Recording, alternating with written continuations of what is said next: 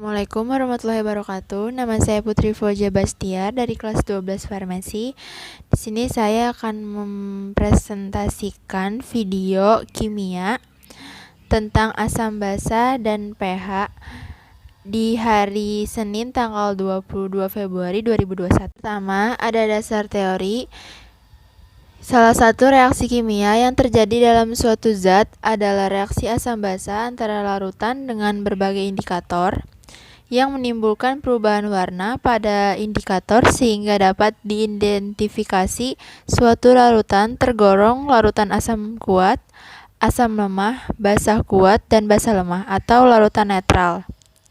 Berdasarkan derajat keasaman atau pH, suatu larutan dapat dianalisis kadar ion H+ atau OH- dalam larutan sehingga bisa ditentukan molaritas larutan yang menunjukkan kepekatan larutan tersebut. Pada ujian praktek ini dilakukan identifikasi berbagai larutan asam basa menggunakan indikator alam, kunyit, dan kol ungu, serta indikator lakmus merah dan biru, serta indikator universal phenolphthalein. Selain itu, dilakukan pengukuran pH larutan menggunakan kertas indikator universal dan alat pH meter.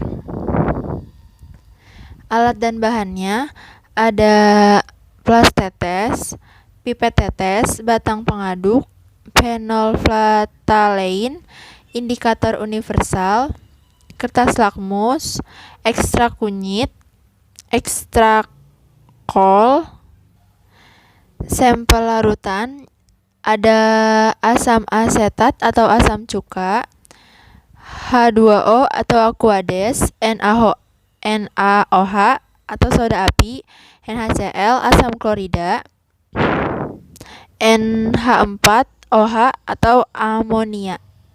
Pertama, indikator lakmus merah. Pada larutan pertama, lakmus merah tetap merah. Yang kedua, lakmus merah menjadi biru. Yang ketiga, lakmus merah menjadi merah. Yang keempat, lakmus merah menjadi biru. Yang terakhir, lakmus merah menjadi biru. Yang kedua, indikator lakmus biru. Pada larutan pertama, lakmus biru menjadi merah. Yang kedua, lakmus biru tetap biru. Yang ketiga, lakmus biru tetap biru. Yang keempat, lakmus biru menjadi merah. Yang kelima, lakmus biru menjadi biru. Yang ketiga, indikator kunyit. Pada kunyit pertama, kuning menjadi kuning tua. Yang kedua, kuning menjadi merah. Yang ketiga, kuning tetap kuning. Yang keempat, kuning tetap kuning. Yang kelima, kuning menjadi merah. Yang keempat, indikator kol. Pada kol ungu, yang pertama, ungu menjadi merah keunguan. Yang kedua, ungu menjadi hijau. Yang ketiga, ungu menjadi ungu. Yang keempat, ungu menjadi merah.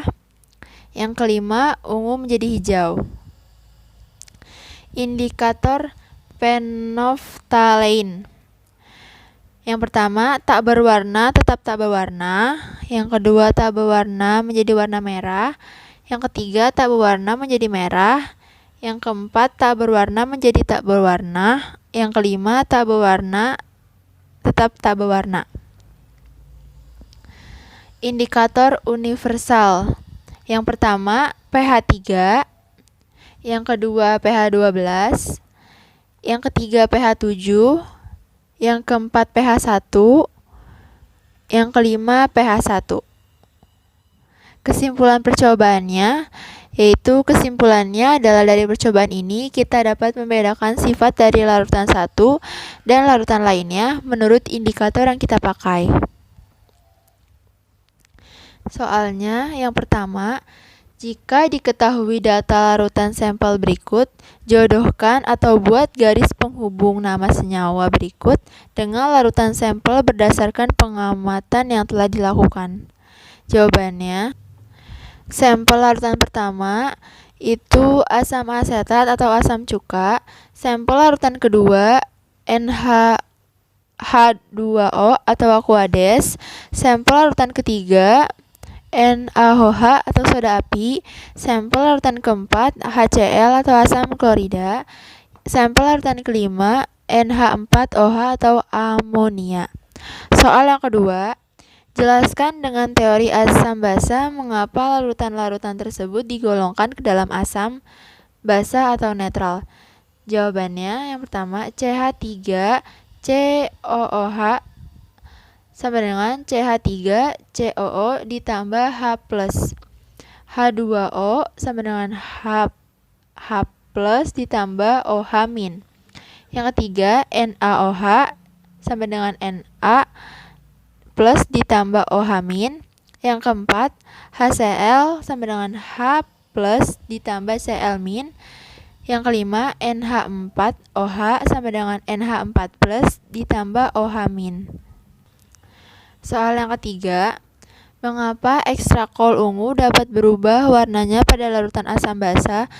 Zat apa yang terkandung dalam kol ungu sehingga dapat berubah warna dalam larutan asam dan basa? Jawabannya, karena warna kol ungu dan ekstraknya dapat berubah warna pada suatu asam maupun basa karena mempunyai kandungan zat berupa senyawa antosianin. Soal yang keempat, dengan menggunakan rumus pH sama dengan 0 log H+, maka berapakah molaritas larutan HCl mempunyai pH 1?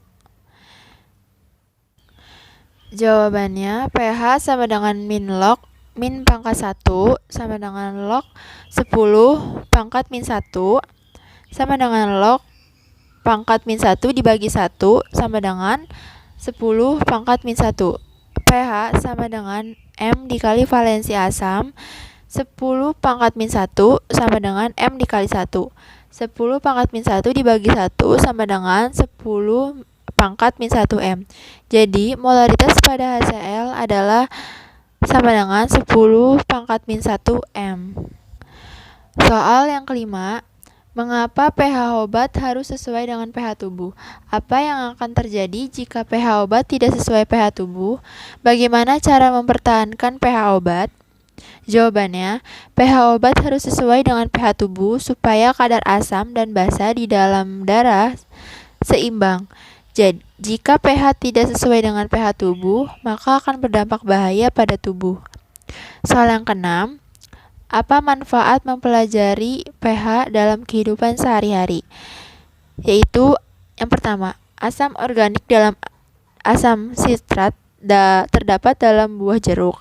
Yang kedua, asam mineral adalah asam klorida yang digunakan secara luas dalam industri. Yang ketiga, tahan pertanian yang terlalu asam dinetralkan dengan kapur CaOH2 atau batu kapur CaCO3. Sekian presentasi video dari saya. Kurang lebihnya mohon maaf. Wassalamualaikum warahmatullahi wabarakatuh.